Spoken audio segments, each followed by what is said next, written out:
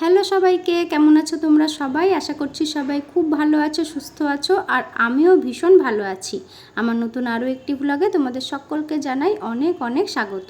তো আজকে হচ্ছে শনিবার, আর এখন বাজে প্রায় সকাল 6:30 থেকে 7টা হবে। আর আমি স্নান টান করে হয়ে নিয়েছি তৈরি, তার কারণ আজকে হচ্ছে আমাদের বাড়ি কালী পুজো। তার জন্য আজকে আমরা সকাল সকাল ঘুম থেকে উঠে পড়েছি, আর উঠেই স্নানটা আগে করে নিয়েছি, যেহেতু বাড়িতে পুজো, স্নান না করলে তো কিছুই ধরতে পারবো না। আর এইখানে হচ্ছে মায়ের ভোগ রান্না হবে, আর ভোগটা রান্না করবে হচ্ছে বোন, কারণ আমার হচ্ছে দীক্ষা নেওয়া নেই, আর শুনেছি দীক্ষা না নিলে নাকি ভোগ রান্না করা যায় না।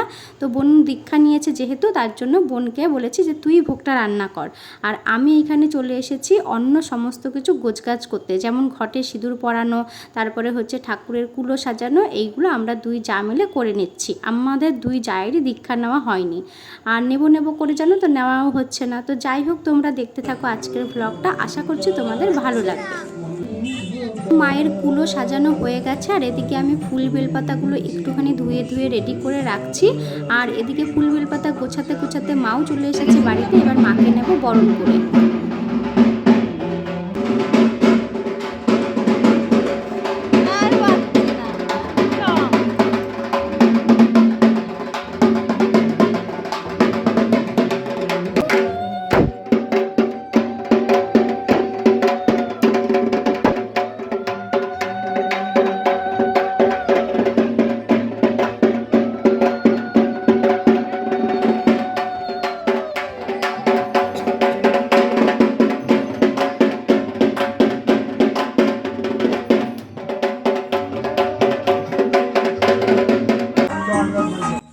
তো মাকে আমার বরণ করা হয়ে গেছে, এখন মাকে হচ্ছে ধরে তার আসনে এনে বসানো হবে।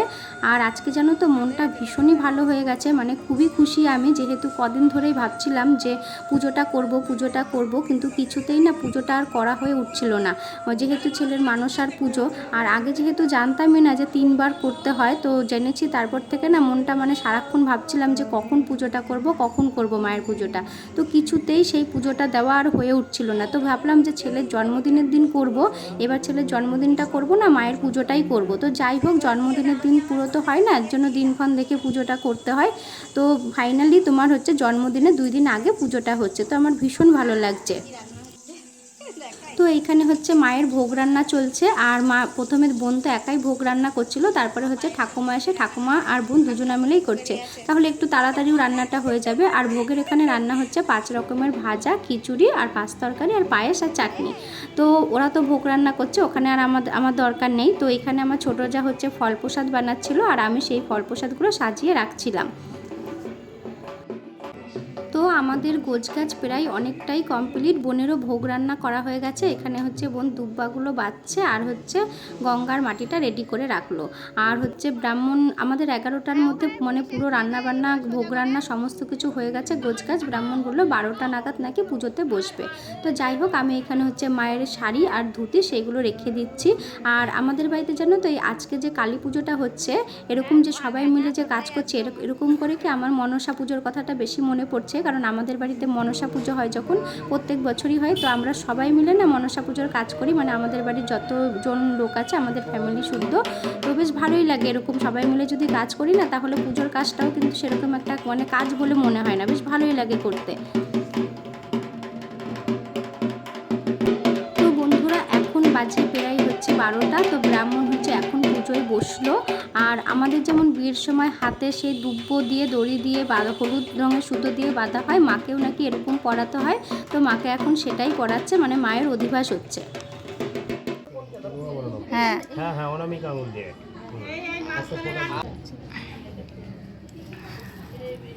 এতস্মৈ বং লোহ আবরণায় নমঃ, তস্মৈ বং লোহ আবরণায় নমঃ, তস্মৈ বং লোহ আবরণায় নমঃ। এই দেখো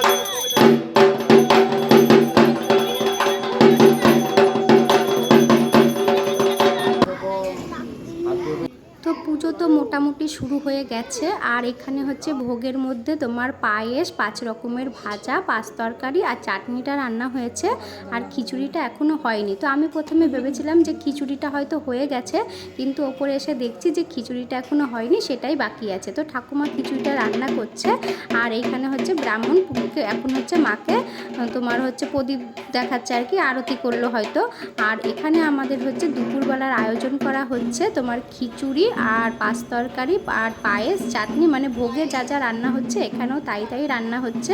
তো এখন প্রায় বেলা অনেকটাই বেজে গেছে, দুপুর 1টা-1:30 মতো বাজে। তো বাবাদের তো খিদে পেয়ে গেছে, আর আমরা তো উপোস করেছি, আমরা এখন খাবো না, একেবারে বিসর্জন হবে মায়ের, তারপরে আমরা খাওয়া দাওয়া করব। আর এখানে হচ্ছে 2 বাবা খেতে বসেছে, তো কাকি হচ্ছে ওদেরকে এখন খেতে দিচ্ছে। আর আমাদের এখন পুজো কখন হবে তার কোনো ঠিক নেই, আর একটু তাড়াতাড়ি হবে হয়তো, যেহেতু এটা মানসার পুজো। আর আমাদের এখানে মানসার পুজো তোমার হচ্ছে দিনের বেলা যদি হয় তাহলে সূর্য মানে ডোবার আগে মাকে বিসর্জন দিতে হয়, আর যদি রাতের বেলা করা হয় তাহলে সূর্য ওঠার আগে নাকি বিসর্জন দিতে হয়। তো যাই হোক, এখানে এই মাসিটা রান্না করছে খিচুড়ি, আর সঙ্গে আমিও একটুখানি খুন্তিটা নেড়ে দেখলাম, কিন্তু ভীষণই ভারী, আমি নাড়তে পারছিলাম না। আমার বোন বলছে তুই থাক, তোর আর করতে হবে না, ওনাকেই করতে দে। তো যাই হোক, একেতেই উপোস করে আছি তার মধ্যে। তারপরে চলো এখন মায়ের পুজোটা দেখতে থাকি।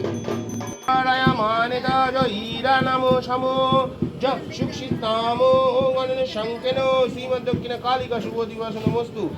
ওম শ্রীমৎ দক্ষিণ কালিকা শুভ দিবস নমস্তু। ওম অনবদ্য।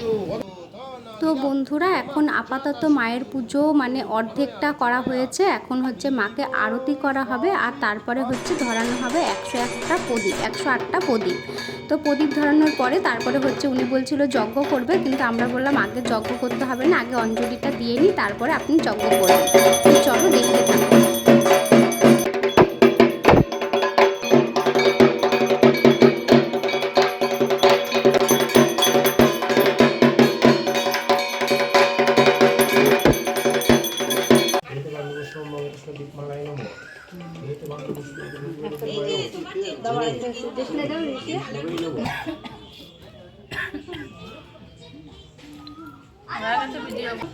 তো বন্ধুরা, এখন প্রায় বাজে 3:30 মতো, আর আমাদের হচ্ছে 108টা প্রদীপ ধরানো হয়ে গেছে। এখন হচ্ছে আমরা অঞ্জলি নেব।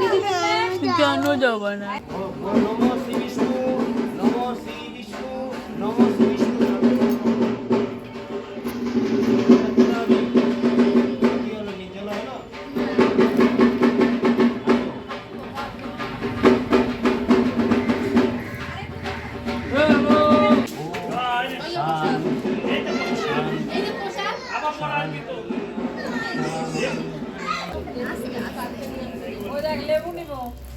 একটা করে জবা নাও, সব একসঙ্গে নিও না, সবাইকে দাও জবা নাও। নম কালী কালী মহাকালী কালীকে পাপ হারিণী ধর্ম চামুণ্ডে মুন্ড মালিনী আয়ুরা রোগ্য বিজয়ং দেহি দেবী নমস্তুতে এসো সচন্দন পুষ্পবিল্ল পত্রাঞ্জলি। তো বন্ধুরা, আমাদের অঞ্জলি দেওয়া এতক্ষণে শেষ হলো, আর এখন করা হবে যজ্ঞ। আর আপাতত আমি আজকের মতো ব্লগটা এখানেই শেষ করলাম। আর তোমাদের যদি আমার আজকের ব্লগটা ভালো লেগে থাকে, প্লিজ একটা লাইক করে দিও, শেয়ার করতে ভুলে যেও না। আর এই রকম ভিডিও যদি তোমরা আরও দেখতে চাও তাহলে প্লিজ আমার চ্যানেলটিকে সাবস্ক্রাইব করে আমার পাশে থাকতে পারো। আর দেখা হবে নতুন কোনো ব্লগে, ততক্ষণের জন্য টাটা, সবাই ভালো থেকো, সুস্থ থেকো। ভালো লাগে।